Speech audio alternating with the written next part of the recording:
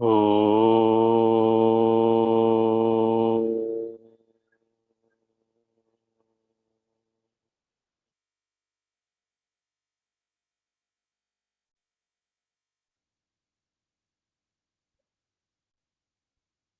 ओ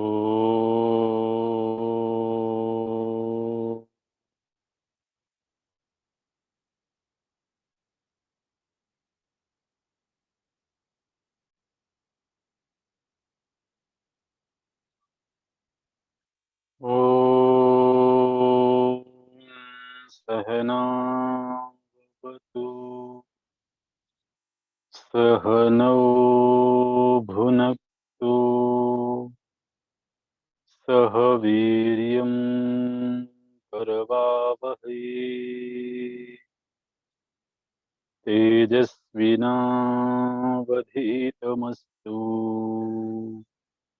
मा विद्विषावहै।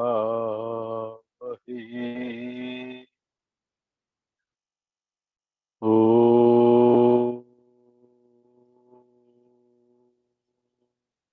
शान्तिः शान्तिः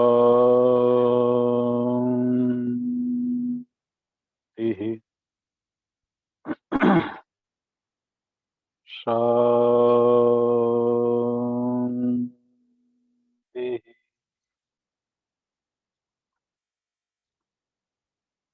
सदाशिवसमारम्भाम्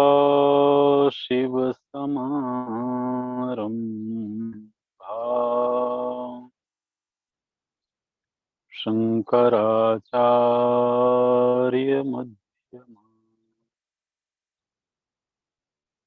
अस्मदाचार्यपर्यन्ताम् वन्दे गुरुपरम्पराम्।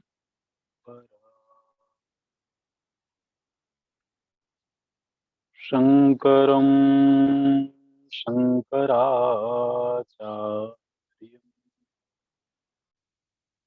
केशवं बादरायणं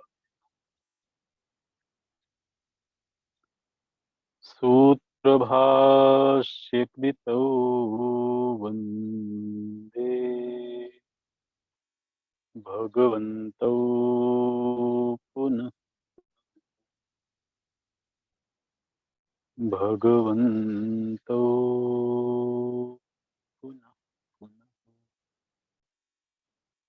मानसं तु किं मारुणे कृते नैव मानसं मार्गार्जवा वृत्तयस्त्वहं वृत्तिमाश्रिताः वृत्तयो मनो विद्यहं मनः वृत्तयस्त्वहं वृत्तिमाश्रिताः वृत्तयो मनो विद्यहं मनः अहमयं कुतो भवति चिन्वतः ऐपतत्यहं निजविचारणम् अहमिनाशभाज्यहमहं तया स्फुरति हृत्स्वयं परमपूर्णसत् अहमिनाशभाज्यहमहं तया स्फुरति हृत्स्वयं परमपूर्णसत् इदमहं पदाभिख्यमन्वहम्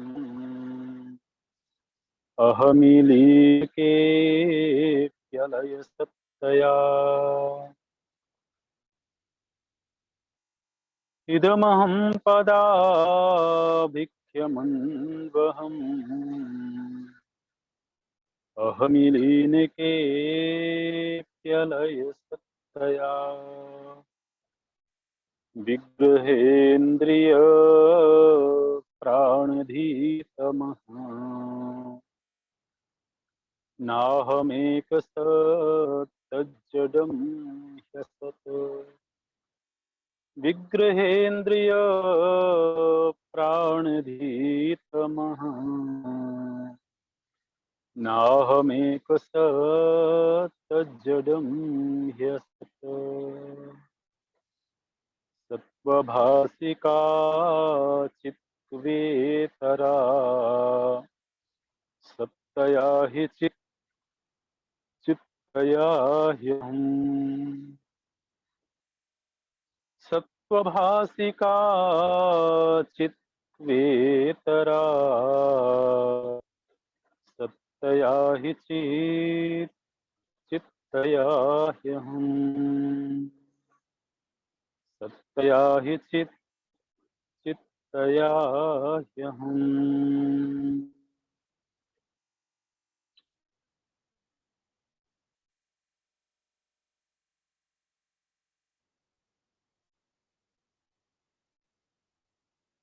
भगवान रमण महर्षि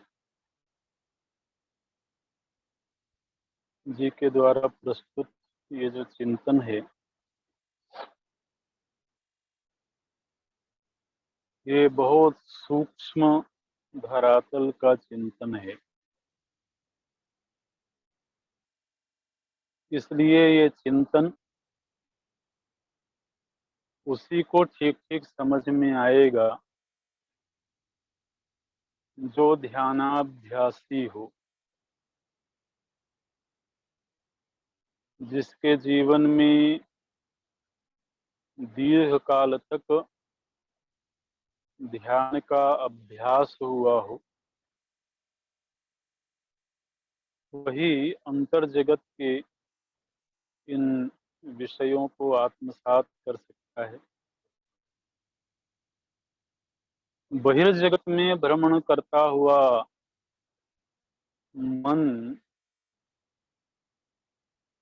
मन के ही प्रकृति को समझने में असमर्थ है।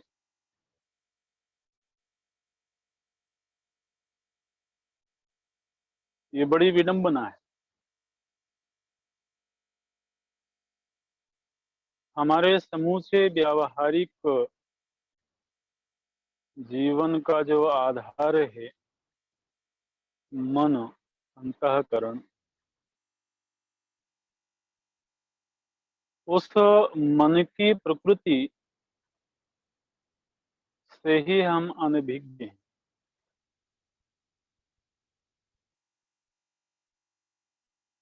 तो जीवन तो जी रहे हैं, शरीर, इंद्रिय, मन, इन सभी का प्रयोग करते हुए,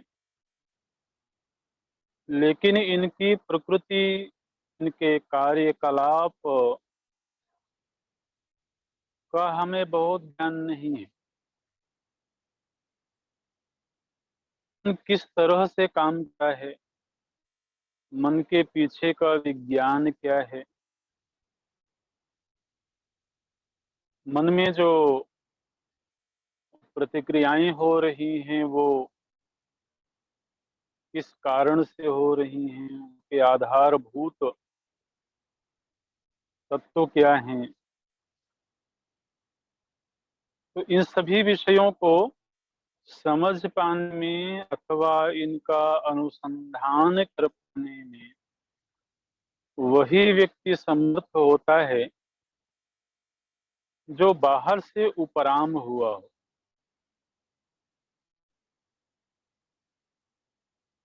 जब तक बाह्य विषयों से उपरामता नहीं होगी, अंतर जगत के विषयों के चिंतन की सामर्थ्य नहीं आएगी। अभी ये प्रश्न किया गया, भगवान रमण महर्षि जी ने ही ये प्रश्न उठाया, मानसम तु किम, ये मन क्या चीज है। इसके पहले जो विषय चला था वो विषय ये चला था कि मन को लीन करने की दो स्थितियां हैं। एक है लयावस्था और एक है नाश।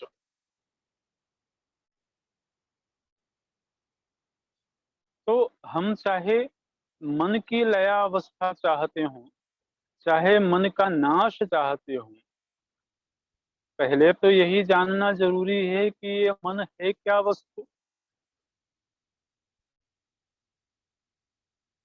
इस मन नाम की चीज को तो पहले ठीक ठीक ध्यान में ले लिया जाए।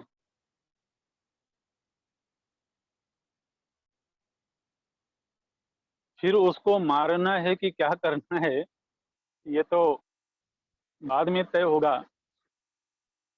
जब कोई अपने हाथ में ही ना हो तो उसको सुलाना है या मार देना है, ये कैसे हो पाएगा?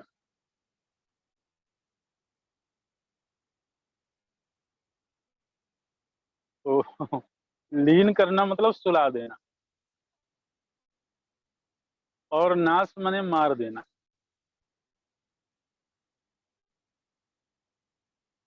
तो सुलाने या मारने के लिए पहले वो हमारे अधिकार क्षेत्र में तो आवे, पहले ये पता तो लगे कि ये क्या चीज है। तो जब भगवान रमन महर्षि जी ने ये कहा कि लयगतम पुनर्भवति, लीन किया हुआ मतलब सोया हुआ तो पुनः जागे, लेकिन नो मृतम, एक बार यदि वो नष्ट प्राय हो गया हो तो पुनः उसके जागरण की संभावना नहीं है। फिर भगवान रमन महर्षि जी ने खुद ही प्रश्न उठाया कि ये जिसको मारने अथवा सुलाने के विषय में हम योजना बना रहे हैं, पहले जरा यही विचार कर लें कि ये मन है क्या वस्तु। तो प्रश्न उठाया गया 17वें श्लोक में, मानसम तु किम मार्गणे कृते। मार्गण करना मतलब खोज करना। असल में मार्ग शब्द बनता इसी से, गंतव्य की खोज करने का जो पथ होता है उसको मार्ग बोलते हैं। तो मार्गण करना माने खोज करना। तो मानसम तो किम मार्गणे कृते, जब कोई व्यक्ति ये खोज करने लगा कि ये मन क्या है,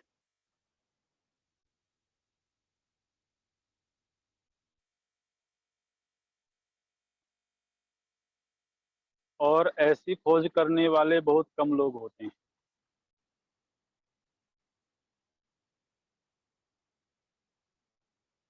ज्यादातर तो जीवन में खोज यही चलती है कि ये मन जो कोई भी है, इसको खुश कैसे रखा जाए।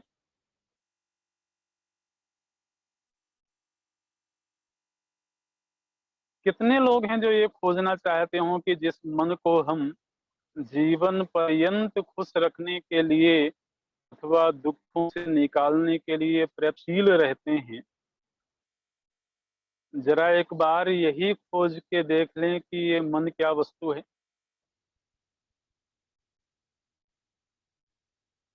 जिसके लिए ये सारा जीवन हमने अब तक जो जिया है वो जिया है, और आगे भी प्लानिंग वही है।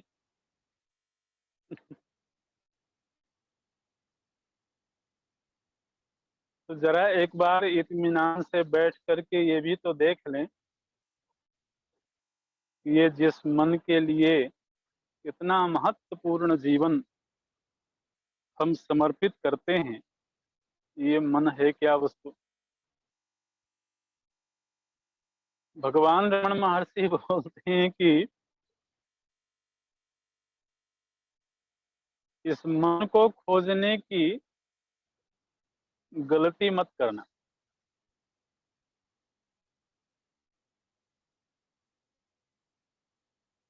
क्योंकि अगर इसको खोजने की गलती करोगे तो खोजने के बाद ये निर्णय होगा कि ये मन नाम की तो कोई वास्तविक सत्ता है ही नहीं। क्या बोलते हैं? नैव मानसम।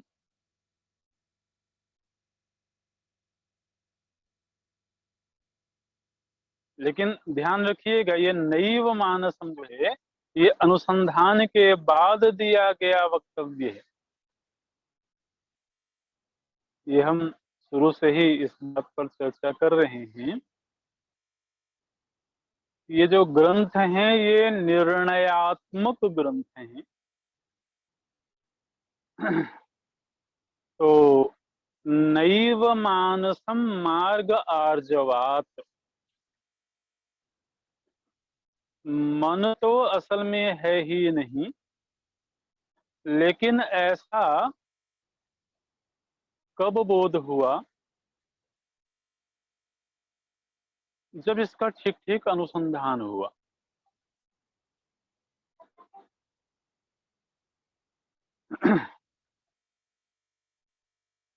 लेकिन उस अनुसंधान की प्रक्रिया क्या है? जिस अनुसंधान से हम इस निर्णय तक पहुंचेंगे, उस अनुसंधान की प्रक्रिया क्या है? क्योंकि अगर पहला ही वक्तव्य ये होवे कि मन नाम की सत्ता नहीं है, तो इस वक्तव्य का किसी के जीवन में कोई बहुत लाभ नहीं होने वाला है।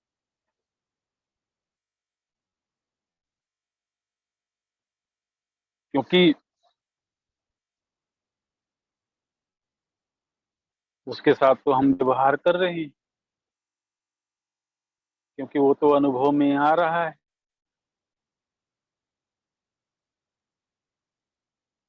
इसलिए चिंतन के जो निर्णय वाक्य होते हैं ना, उनको पहले ही दिन से रटना आरंभ नहीं करना चाहिए।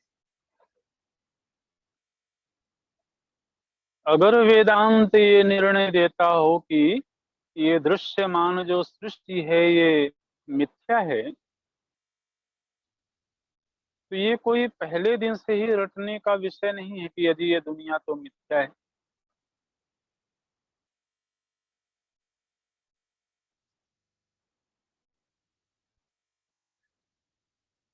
क्योंकि वो वाक्य हमारा नहीं है।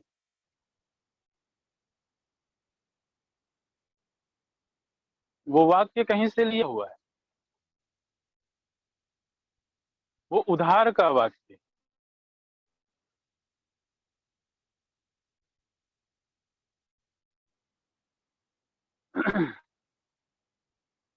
तो उस वाक्य को सुनना और श्रद्धा से स्वीकार करके उसके अनुसंधान की प्रक्रिया में चलना,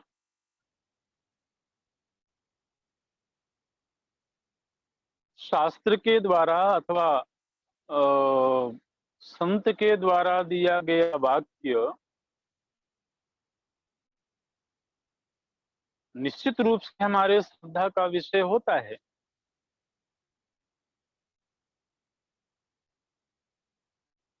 लेकिन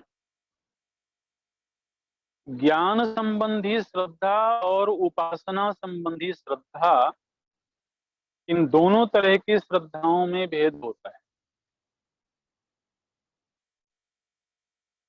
ये भी जानना चाहिए।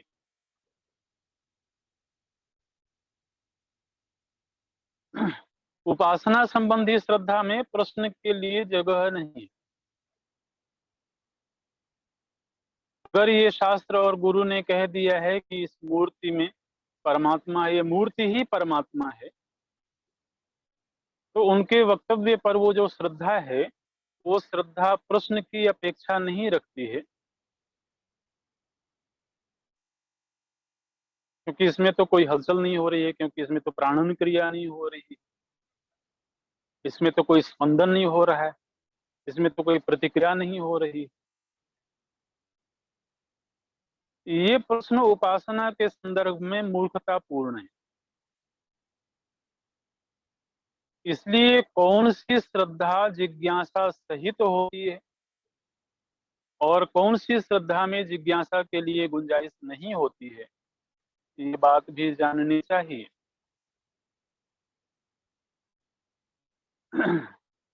जब शास्त्र और गुरु ये कहते हो कि तुम व्यक्ति नहीं हो, तुम मनुष्य नहीं हो, तुम सीमित अस्तित्व नहीं हो, तो निश्चित रूप से अगर गुरु वाक्य है, शास्त्र वाक्य है, तो ये हमारे श्रद्धा का विषय होगा। हम इस वाक्य पर श्रद्धा करेंगे, लेकिन साथ ही साथ इसमें जिज्ञासा का मिश्रण भी होगा कि कैसे।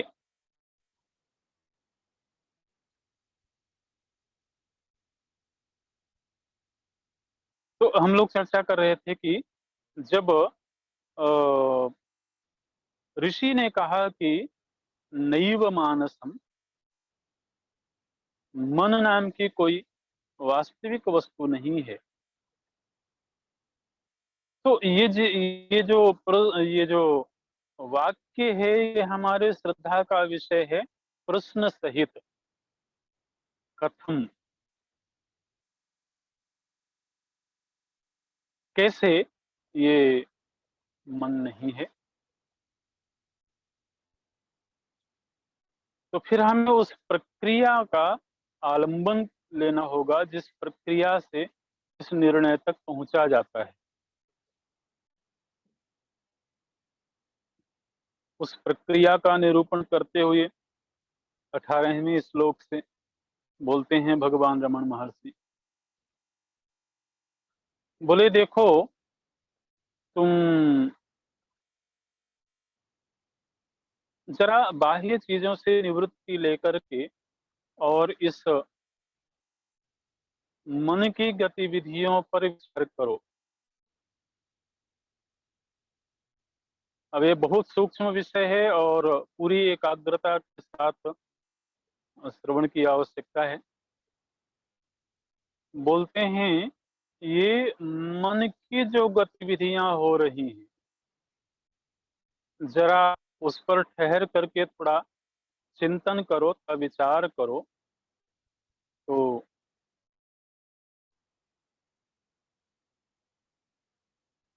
विचार करने से ये दिखाई दे रहा है कि हमारे भीतर एक अहम नाम की सत्ता है, जिसको भोक्ता कहा जाता है दूसरे संदर्भों में, और एक वो मनोवृत्तियां हैं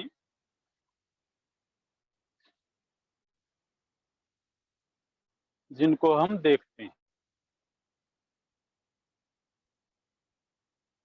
देखते हैं माने अंतर्मुखी होकर के देखते हैं। तो जैसे जब हम ये देख रहे हैं कि अभी मेरे अंतःकरण में ये विचार चल रहा है,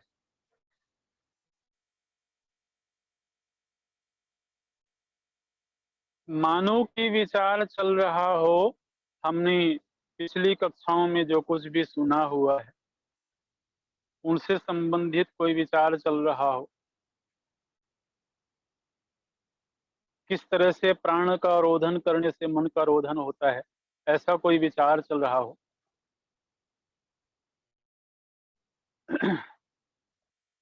तो हम ये देख पाते हैं कि विचारों में एक प्रवाह है,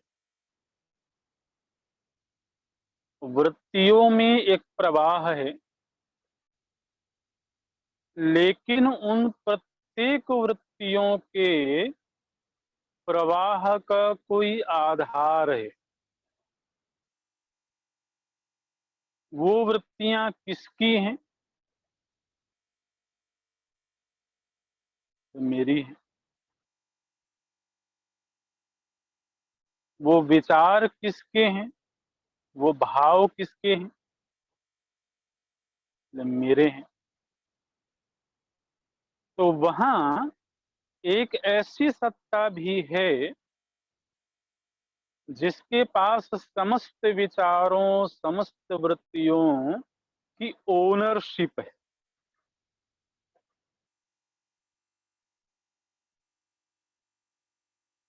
इस ओनरशिप को ही हिंदी में अभिमान बोलते हैं।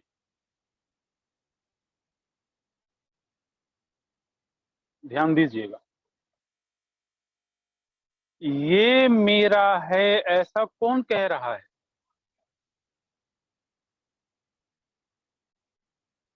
ये विचार मेरा है, ये वृत्ति मेरी है, ये भाव मेरे हैं। देखिए, भाव तो बहता हुआ चला गया, आया, स्फुरित हुआ और बह गया, लेकिन वहां कोई एक ऐसी स्थिर वस्तु भी है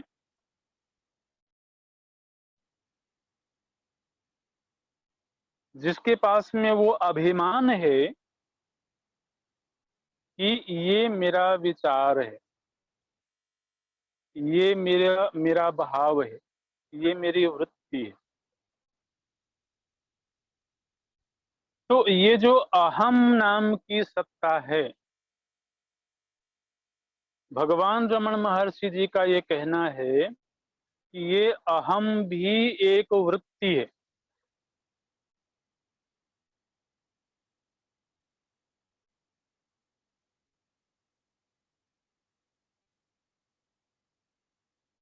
तो वृत्ति के दो हिस्से हो गए, एक इदम वृत्ति, इदम वृत्ति मतलब यह विचार। हम कहते हैं अभी मेरे भीतर ये विचार प्रवाहित हो रहा है, तो यह करके हमने बोला ना, इदम, इदम मतलब दिस, यह।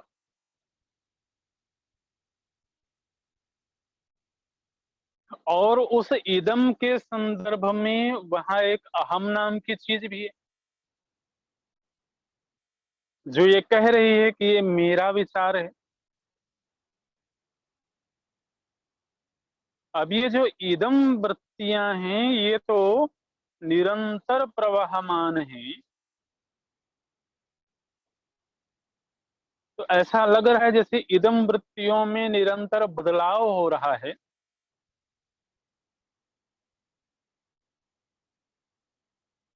लेकिन ये जो अहम नाम की सत्ता है,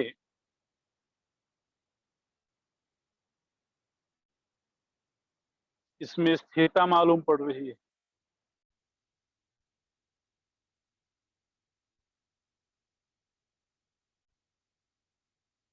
हम्म?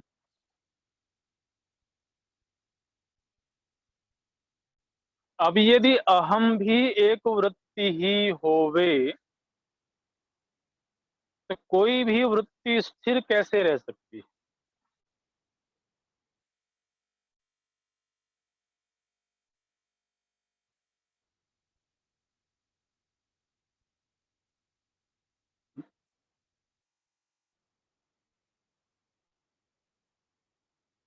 तो असल में बात यह है कि ये जो अहम वृत्ति है, इस अहम वृत्ति में भी यूं तो प्रवाह है, लेकिन प्रत्येक प्रवहमान वृत्ति का विषय अहम ही बना हुआ है। इसलिए ऐसा लग रहा है कि अहम वृत्ति स्थिर है।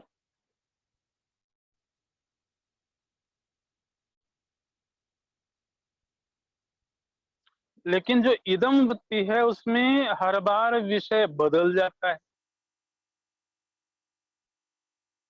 तो हमको वृत्ति की स्थिरता अथवा वृत्ति में बदलाव, ये इस बात से पता लगता है कि उसका विषय बदल गया। अभी ये विचार था, अब ये विचार आ गया। तो वृत्ति के विषय बदलने से हमको वृत्ति में परिवर्तन मालूम पड़ता है। वृत्ति का अगर विषय ना बदल रहा हो तो ऐसा लगता है जैसे वृत्ति स्थिर है। लेकिन वास्तविकता ये है कि वृत्ति यदि है तो उसमें प्रवाह तो अवश्यम भावी है। अब ये देखिए कैसी अद्भुत मशीन है।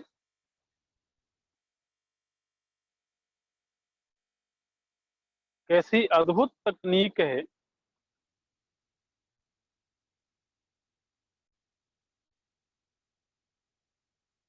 बहुत ही बड़ा कलाकार होगा, बहुत ही बड़ा वैज्ञानिक होगा इस तरह की मशीन बनाने वाला।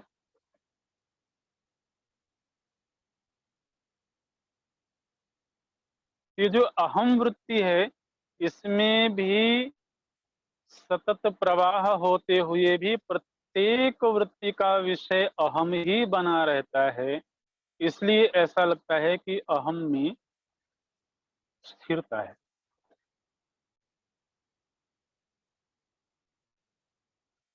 अब इस विचार के आधार पर आप उस श्लोक को देखिएगा। श्लोक में क्या बोला जा रहा है? वृत्तयः तु वृत्तयस्त्वहं वृत्तिमाश्रिताः। विच्छेद करके इन शब्दों को पढ़ना होगा। वृत्तयः, वृत्तयः ये बहुवचन है। तो चूंकि हमको अहम में एक ही वृत्ति मालूम पड़ रही है, तो इसलिए भगवान रमण महर्षि ने भी यहाँ पर एक वचन का प्रयोग कर दिया अहम वृत्ति के लिए। और जो इदम वृत्तियां हैं, चूंकि उनमें अनेकता मालूम पड़ रही है, इसलिए उसमें बहुवचन का प्रयोग कर देते हैं। तो क्या बोलते हैं? वृत्तयः तु, वृत्तयः का अर्थ है वृत्तियां, बहुवचन में। तो ये जो वृत्तियां हैं, माने समझने के लिए आपको बोलना पड़ेगा इदम वृत्तियां हैं, ये सारी की सारी इदम वृत्तियां किस पर आश्रित हैं? बोलते अहम वृत्तिम आश्रिता।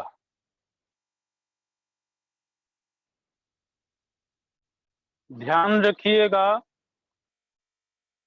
जहां प्रवाह होता है, जहां परिवर्तन होता है, वो परिवर्तन हमेशा किसी स्थिर आधार पर होता है।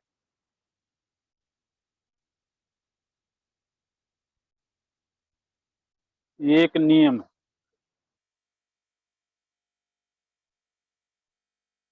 रोड में गाड़ियां चल रही हैं,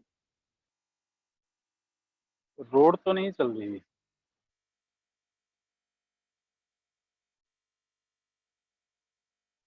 ना।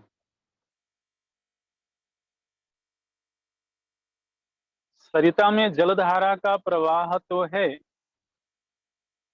लेकिन वो जलधारा जिस जमीन पर बह रही है, वो जमीन नहीं चल रही।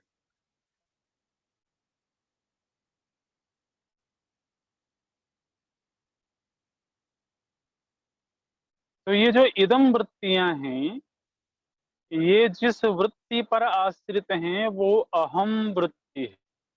यूं तो अहम वृत्ति में भी प्रवाह है, लेकिन वो विषय एक ही है, अहम ही है। इसलिए मानो कि वो स्थिर है।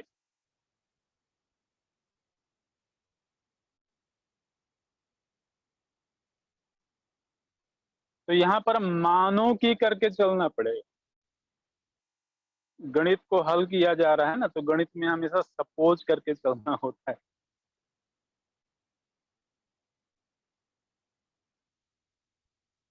ये बहुत बड़ा गणित है, सारा विज्ञान भी इसी में भरा हुआ है। तो बोलते हैं कि जितनी जितनी ये इदम वृत्तियां हैं, ये एक अहम वृत्ति पर आश्रित हैं। तो यहाँ पर वृत्ति के दो विभाग बना दिए गए, एक इदम वृत्ति और एक अहम वृत्ति।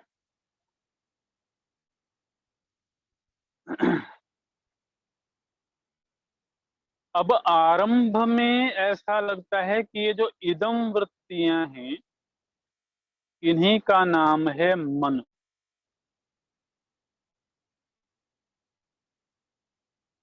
ठीक है। तो इदम वृत्तियों का नाम तो आप मन रख दीजिए। अच्छी बात।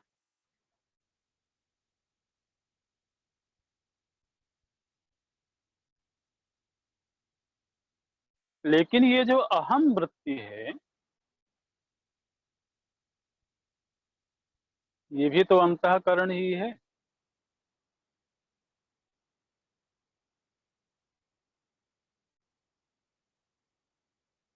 अंतःकरण चतुष्टय का जब हम अध्ययन करते हैं तो अंतःकरण चतुष्टय में अहम को भी तो गिना जाता है।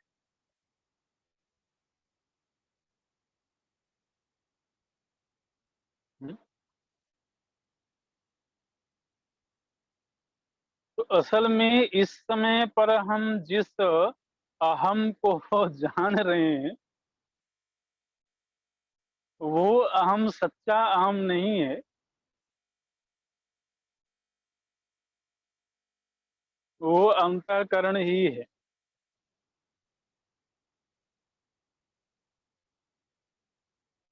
क्योंकि वेदांत जिन्होंने थोड़ा बहुत श्रवण किया होगा, अध्ययन किया होगा, तो अंतःकरण चतुष्टय में ये चार जो हिस्से हैं वो क्या क्या हैं?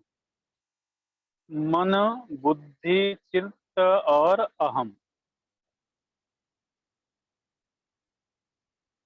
तो अहम मतलब ये अहम जो अभी व्यक्ति के रूप में अनुभव में आ रहा है, जो इदम वृत्तियों का आश्रय बन रहा है, वो अहम।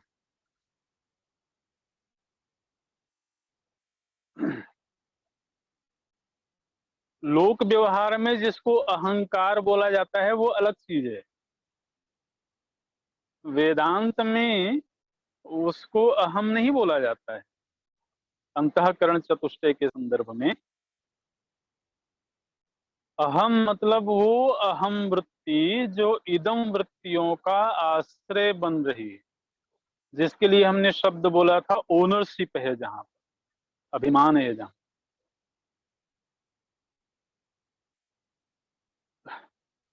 समस्या ये है कि कुछ शब्द ऐसे होते हैं जो लोक व्यवहार में भी हम लोग प्रयोग करते रहते हैं, और लोक व्यवहार में प्रयोग करते हुए उनका एक अर्थ भी हमारे मन में बन चुका होता है। तो जब शास्त्र में उस शब्द का प्रयोग किया जाता है तो वही अर्थ उस शब्द के साथ आता है। जब हमने यहाँ पर अभिमान बोला, तो अभिमान मतलब वो अभिमान नहीं जो हिंदी में व्यवहार किया जाता है, इसके भीतर बड़ा अभिमान है।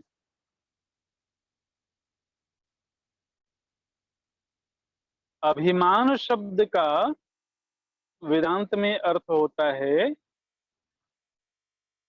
कर्तापना। जैसे जब हम कहते हैं ये मेरा शरीर है, तो ये क्या हुआ? देहाभिमान। मैं मनुष्य हूं। अब ये कोई उस तरह का अभिमान नहीं है जो हम लोग में प्रयोग करते हैं कि ये तो बड़ा अभिमानी है जी।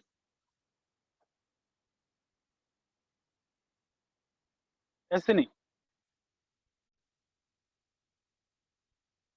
असल में व्यक्तित्व को ही अभिमान बोलते हैं यहाँ शास्त्र की भाषा में। तो अब हम उस श्लोक पर रहते हैं अभी। तो ये निर्णय हुआ कि ये जो इदम वृत्तियां हैं, पहले इनको मन कहा जा रहा था, और ये सब जिस वृत्ति पर आश्रित हैं वो अहम है। अब रमण महर्षि जी बोलते हैं विद्धि अहम मन।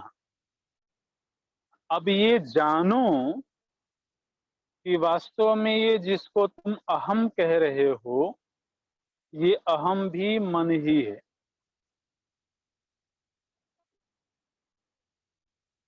अब यहाँ पर मन शब्द का अर्थ है अंतःकरण।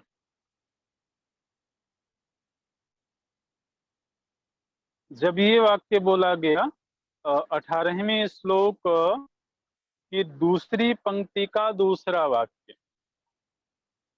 वृत्तयो मनो, सबसे पहले ये वाक्य बोला गया वृत्तियां मन है।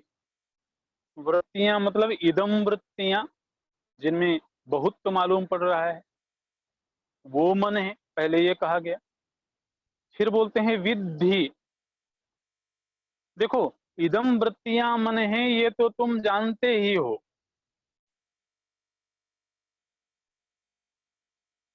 अब जो तुम जानते ही हो वही हम जनवाने की कोशिश क्यों करेंगे?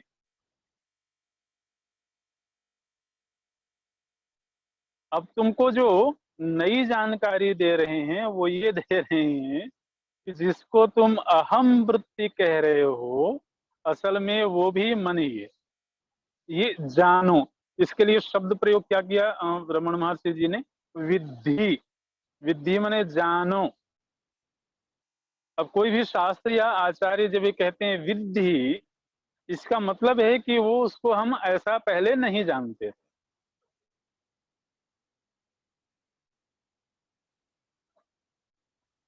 तो बोलते हैं ये इदम वृत्तियां जिस अहम वृत्ति पर आश्रित हैं, ये अहम वृत्ति भी वस्तुतः मन ही है।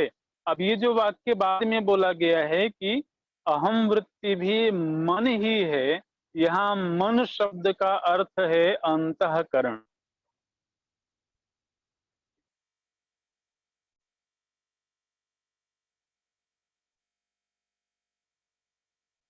ठीक है। शास्त्र अध्ययन करते समय किस वाक्य में किस शब्द का क्या अर्थ आचार्य के द्वारा लिया गया है, ये अगर ठीक ठीक आप नहीं रखेंगे तो आप कोई बात समझ नहीं पाएंगे।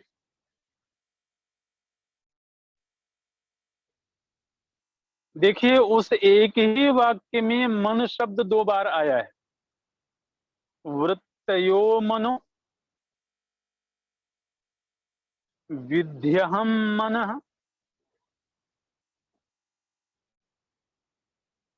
तो वृत्तयो मनो जब कहा गया तो वहां मन का अर्थ है संकल्प विकल्पात्मक जो मन है। और विध्यहम मनः जब ऐसा कहा गया तब वहां मन का अर्थ है अंतःकरण।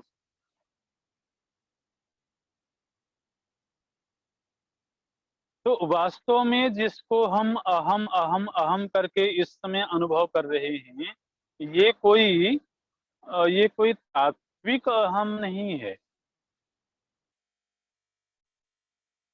ये भी अंतःकरण रूप अहम ही है।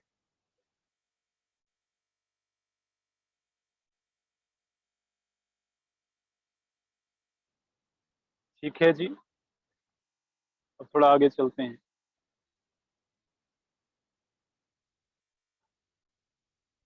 तो अब इससे क्या निर्णय हुआ कि जिसको हम अहम अहम के रूप में अनुभव कर रहे हैं, इसको भी आचार्य ने कह दिया कि ये भी मन ही।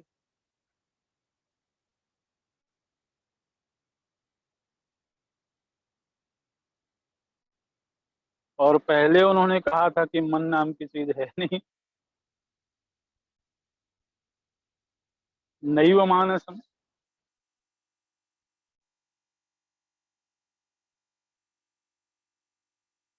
ध्यान रखना, आचार्य जब भी कोई स्टेटमेंट देते हैं तो वो अपने वक्तव्य पर कायम रहते हैं। अब ये भी उन्होंने कह दिया था कि मन नहीं है, और अभी इस निर्णय पर पहुंचे हैं कि ये जो अहम नाम की वृत्ति है ये मन है। अब अगला खोज का विषय बना कि ये अहम क्या है।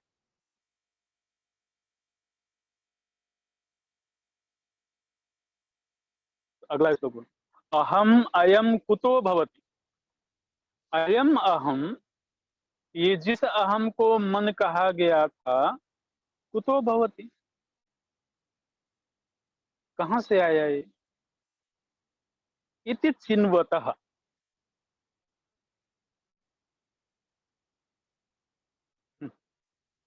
ऐसी खोज करने पर। चिन्वतः का भी अर्थ है खोज करना, और मार्गण का भी अर्थ है खोज करना। तो अहम अयम कुतो भवति, अहम अयम कुतो भवति, इसका विच्छेद करने पर बनता है अहम अयम। अब ये अयम को आप आगे ले आइए। अयम अहम कुतो भवति, ये अहम कहाँ से आया जी? इति चिन्वतः, ऐसी खोज करने जब आप जाएंगे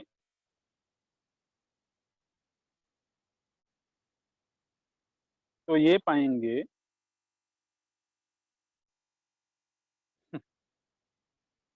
बहुत डरावना है।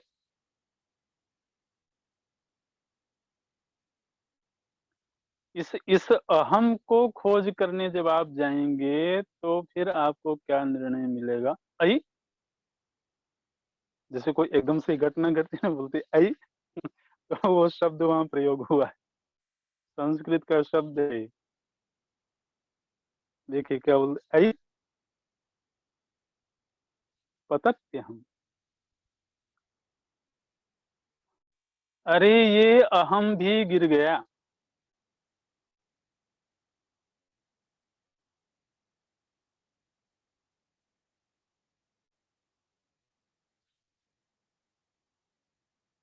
गिर गया माने नष्ट हो गया, मिथ्या हो गया।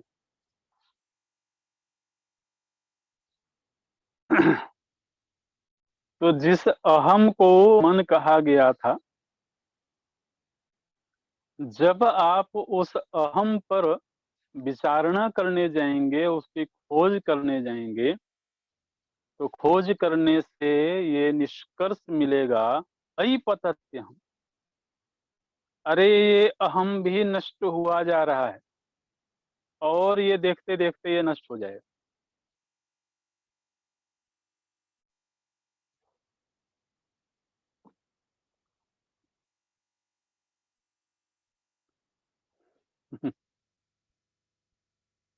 ऐसा कब हुआ? बोले निज विचारणम, जब तुम अपने अहम के ऊपर विचारणा करोगे। इसलिए यदि तुमको डर लगता हो कि ये अहम कहीं मर ना जाए, ये अहम कहीं नष्ट ना हो जाए, तो इस निज विचारणा से दूर रहना। अब देखिए, जब मन के विषय में ये बात कही गई थी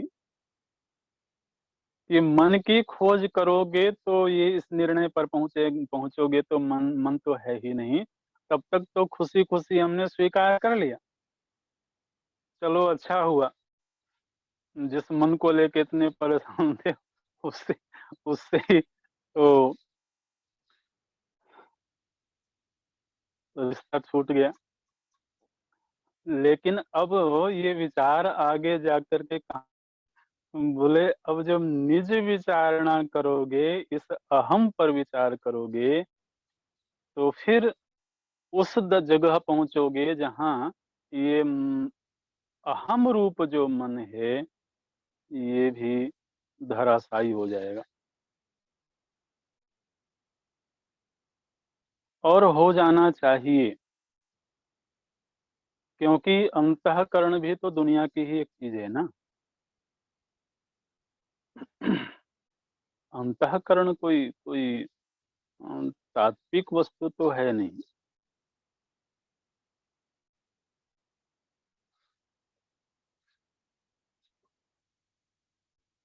अब ये जो अंतःकरण रूप अहम के नाश का प्रसंग जब उपस्थित हो जाएगा,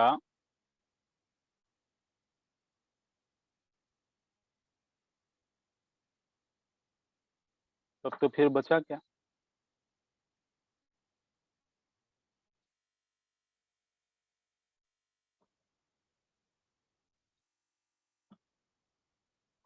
बौद्ध दर्शन यहां तक पहुंचा।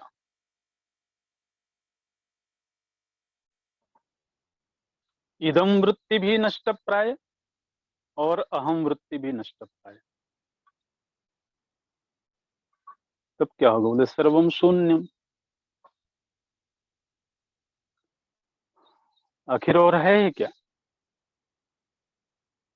इस दुनिया में? या तो यह है या तो मैं है।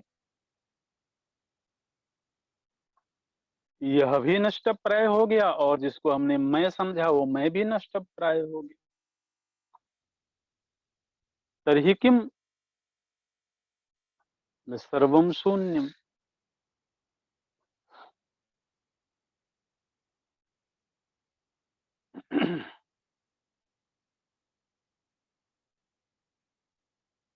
भगवान रमण महर्षि जी बोलते हैं, जिस दिन ये अहम मरेगा, जिस दिन ये अहम मरणासन्न होगा, और ध्यान रखिएगा ये कोई शरीर की मौत से इसका मरण नहीं होना है।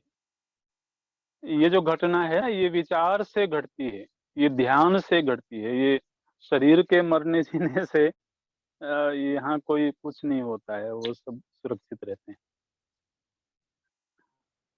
तो जब निज विचारणा करते करते इस बिंदु पर पहुंचेंगे कि जिसको हमने अहम अहम के रूप में जाना है, जो समस्त इदम वृत्तियों का आश्रयभूत अहम है, जब ये अहम भी बाधित होने की स्थिति में पहुंचेगा, तब क्या होगा? बोले तब जाकर के जो पूर्ण अहम है, उस अहम की स्फुरना हो। क्या बोलते हैं अगले श्लोक में? अहमिनाश भाजी। भाजी, भाजी का मतलब होता है भाजन बनना। जैसे लोग व्यवहार में बोलते हैं, ये स्नेह भाजन है। तो ये जो अहम नाम की वस्तु जो व्यक्ति के रूप में है, ये अहम नाम की वस्तु जब नाश का भाजन बनेगी, तब जाकर के अहम हम तया स्फुरति हृत स्वयं। तब हृत, हृत शब्द का अर्थ हमने बताया था आपको, 10वें श्लोक में भी आया था। हृत मने आत्मा। तब वो जो आत्म वस्तु है उसकी स्फुरना होगी, और वो जो आत्म वस्तु है वो भी अहम के रूप में ही अनुभव में आएगी, लेकिन वो सीमित अहम नहीं होगा, वो परिच्छिन्न अहम नहीं होगा, वो प्रवाहित होने वाला अहम नहीं होगा। कैसा अहम होगा? बोले परम पूर्ण सत। पूर्ण का अर्थ है अपरिच्छिन्न, और सत का अर्थ है प्रवाह रहित, कूटस्थ, स्थिर।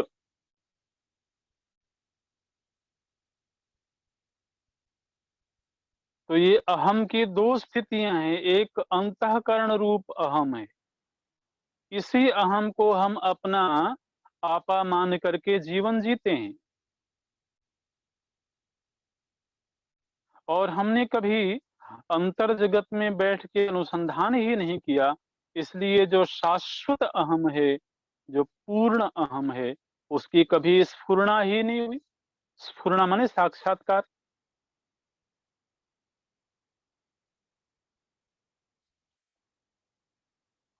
तो देखिए, मन की खोज से ये चिंतन आरंभ हुआ था, और धीरे धीरे करके कहाँ तक गया? बोले पहले इदम वृत्ति को मन के रूप में देखो, फिर ये समस्त इदम वृत्तियां किस पर आश्रित हैं उसका अनुसंधान करो। अनुसंधान करने से मिलेगा कि ये समस्त इदम वृत्तियां अहम पर आश्रित हैं, और उस समय ऐसा लगता है कि ये अहम एक स्थिर वस्तु का नाम है। लेकिन स्थिर अगर वो होवे भी, तब भी वो सीमित है, ये भी अनुभव में है। इसलिए वो आत्मा तो नहीं हो सकता है, ये बात पक्की हो गई। थोड़ी देर के लिए अगर स्थिरता को स्वीकार भी कर लिया जाए, तो उसको फिर पूर्ण रूप में किधर अनुभव कर रहे हैं? परिच्छिन्न ही तो अनुभव में आ रहा है। वेदांत आत्मा को परिच्छिन्न तो नहीं मानता है। इसलिए वास्तव में जिस अहम के साथ हम व्यवहार कर रहे हैं, वह भी एक वृत्ति ही है। इदम वृत्तियों की आश्रयभूत वृत्ति है, वो भी अंतःकरण ही है। और जब इसके नाश का प्रसंग उपस्थित होगा, माने जब ये बाधित होने की स्थिति में जाएगा, तब हमको जो पूर्ण सत्ता है उसके साक्षात्कार का प्रसंग उपस्थित होगा। ऐसी ये अंतर जगत की यात्रा है। अहमिनाशभाज्यहम हम तया स्फुरति हृत स्वयं परम पूर्ण सत्य। यहाँ पर भी इस विचार को संपन्न करते हैं। ओम। ओम पूर्णमदः पूर्णमिदं पूर्णात् पूर्णमुदच्यते पूर्णस्य पूर्णमादाय पूर्णमेवावशिष्यते। ओम शांति शांति शांति। हरि ओम श्री गुरुभ्यो नमः। हरि ओम।